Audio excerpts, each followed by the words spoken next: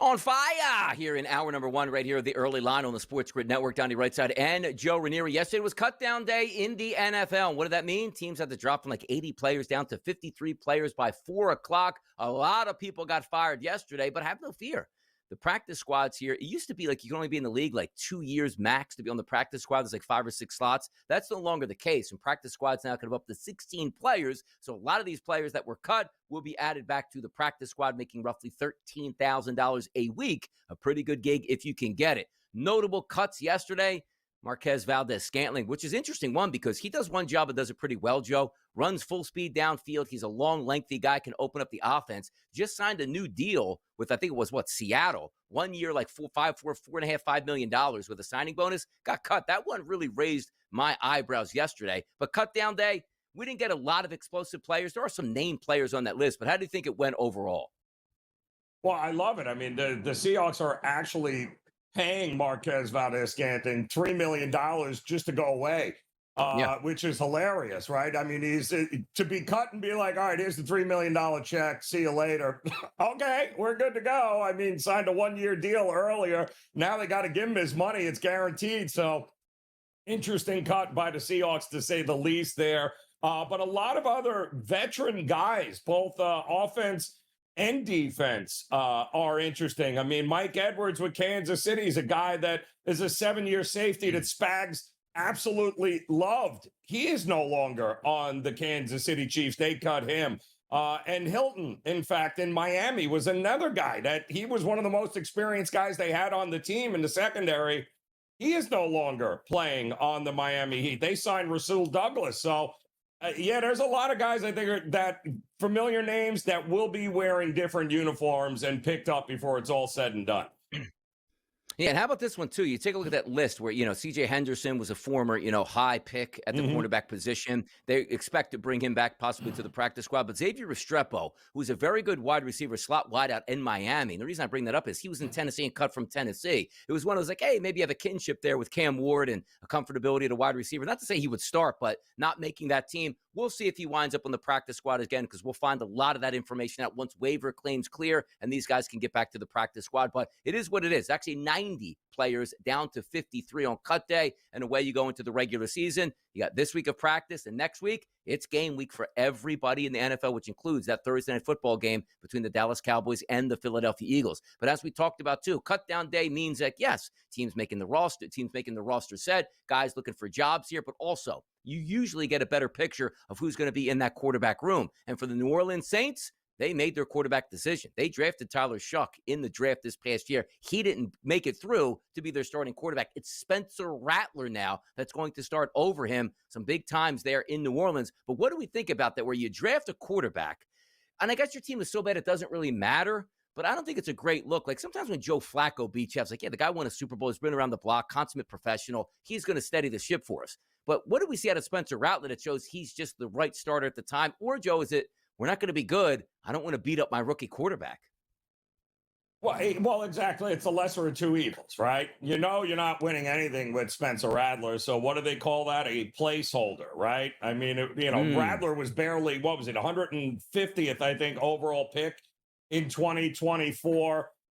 He was sitting behind Derek Carr and, by the way, Jake Haener, who they ended up releasing now because Rattler ended up winning the job. But, all of a sudden now they had to throw poor Rattler into the fire because they didn't have anybody else. So, again, at least he has been there and done that. It is the new head coach, of course. So we'll see if maybe he can dial something up with Kellen Moore calling the plays. But it really is the lesser of two evils right now for New Orleans, who are clearly in rebuild mode. You got 2 home games to start the season down in the Dome. The Arizona Cardinals come to town Sunday, September 7th, a 1 o'clock game. And then the week after that, it's the San Francisco 49ers coming to town for another home game at 1 p.m. And sometimes new coaches, they do make the right decision. Maybe for the franchise, hey, if Tyler Shuck was even. But Spencer Rattler has started games in the NFL. And clearly, he was the better quarterback in the preseason. You want to get off on the right foot. Even if it means, Joe, you get a split out of those first 2 games, which would be great for them. Say, okay, let's get the foundation going, work hard in practice. Eventually, Shuck's going to be that quarterback, but I'm not just going to throw him out there in maybe a winnable game against the Arizona Cardinals because he's just a rookie quarterback and want to see what he has. Maybe it's Spencer Rattler's spot, and he keeps that there. Other news, Joe, the San Francisco 49ers, Brandon Ayuk. He's not going to be available for the first 4 games. And that team is injured already entering into the season at multiple positions here, particularly at wide receiver. Is it going to be all CMC? And also your thoughts on Ayuk having a productive season after then missing the first 4 games? Well, they need to get him back. I mean, my goodness, here we go again with the 49ers. Injuries completely derailed them a year ago. And now, some of those same injuries are starting to creep over into the start of this season. They weren't particularly healthy during the preseason either, Donnie, on both sides of the ball, especially in the trenches. So, take a deep breath. At some point, maybe some of that positive injury regression will hit the 49ers, but it's clear Ayuk is a game changer. You need him on the field with your newly minted $200 million quarterback in Brock Purdy that needs some weapons to throw to. Exactly. He's going to have George Kittle out there, but Kittle a little bit banged up in the preseason. Ricky Pearsall banged up in the preseason. Jennings banged up in the preseason. You're waiting to see what we're getting out of Christian McCaffrey, who we're led to believe is healthy, and maybe he can be that bell cow to start the season. But you always want your top wide receivers because you are looking at Brock Purdy. As Joe said, he made a lot of money this offseason by waiting out that contract here and finally cashing in. But he used to whip the football around to on the outside. Hey, there's Debo over there. Debo ain't there. He's in Washington now. Hey, there's Brandon Ayuk on the other side. He's not going to be there for the first 5 games. So leaning on guys like Jennings and Pearsall, that could change some things. Or just you see more activity there for George Kittle and also McCaffrey. I'm not high on the 49ers this season, and I just don't like the way they're even starting the season right now, Joe. No, but they did make the trade for what? The Sky from Kansas City, right? They made that, they realized what was going on in that room, and they needed to get some depth in that wide receiver room, and they did. So, but again, that schedule is it's the easiest schedule in the NFL this year, so they should have more than enough until Ayuk can get back.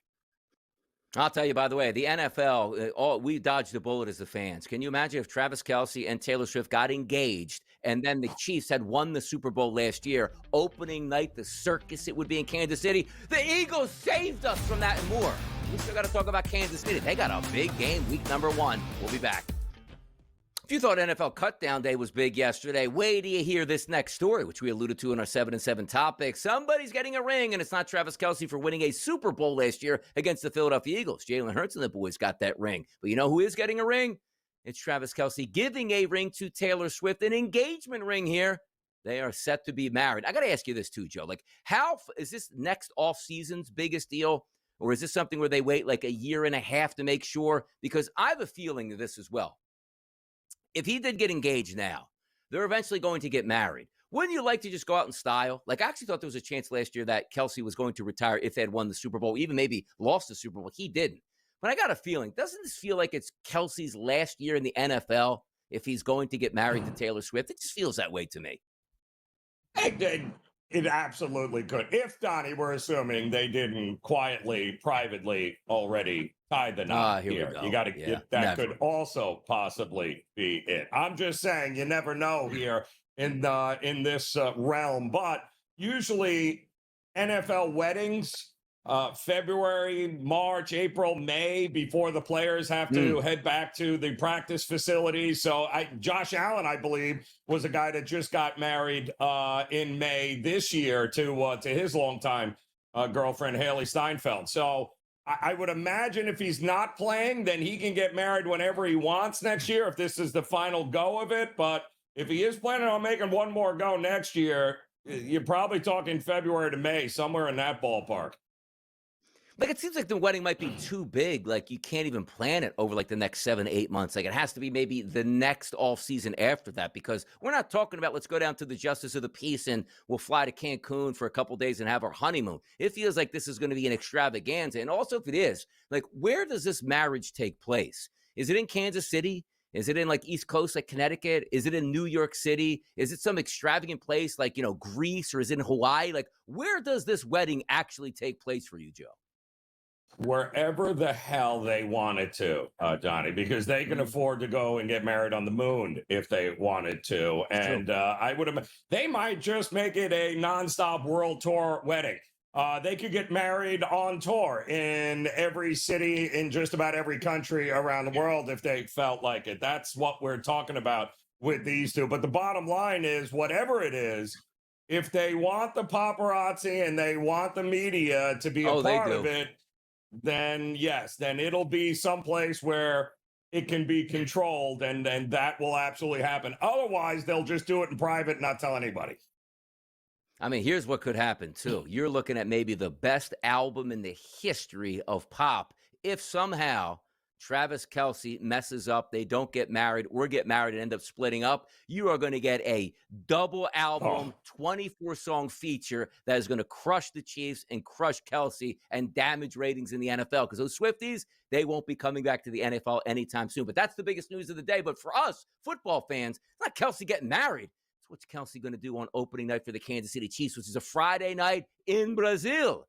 Mahomes, Herbert, 3.5 to 3-point favorites, depending where you're shopping at here for Kansas City.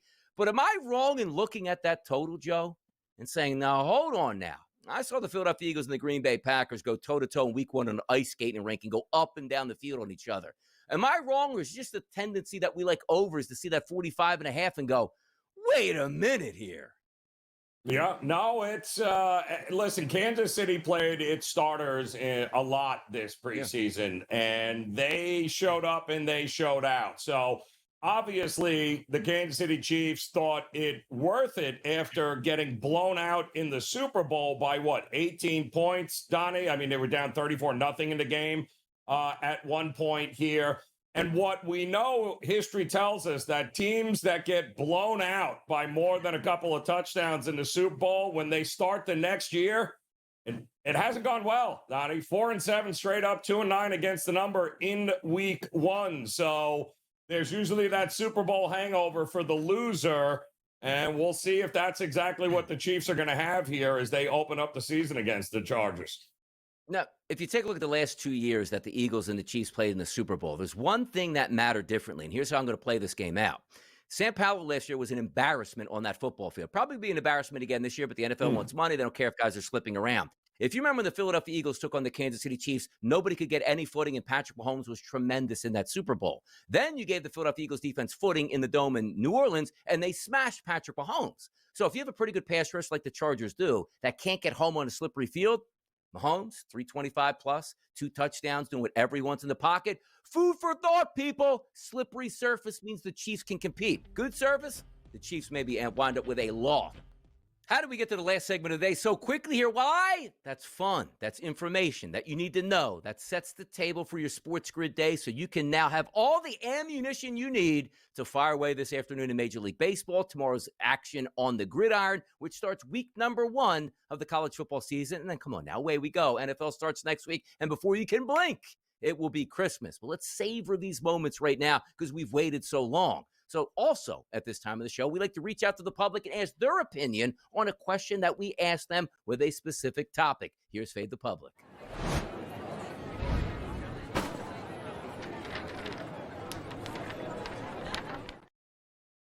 Joe, you don't want the people thinking too much in the morning. Like, you know what? Get them a question they can answer immediately and understand what the question is. At SportsGrid on X, if you went there, you saw the question we asked in our Fade the Public poll today. Simple. Will the Chiefs reach the Super Bowl this year? Yes and no question.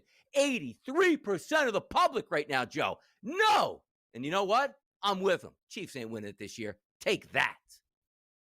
It's like we never learned from our mistakes. We did this for over a decade. Vote no. With a guy named Tom Brady and Bill Belichick. Come on, vote no. And we kept saying the Patriots every year. It would be, no, they're not going back to the Super Bowl. No, they can't. And every year, guess what? That's exactly what they do. Whether they win it or not is different. Getting there, very hard to bet against them. It's easy to bet against them now, but let's review this question by week 10, Donnie, and ask it again.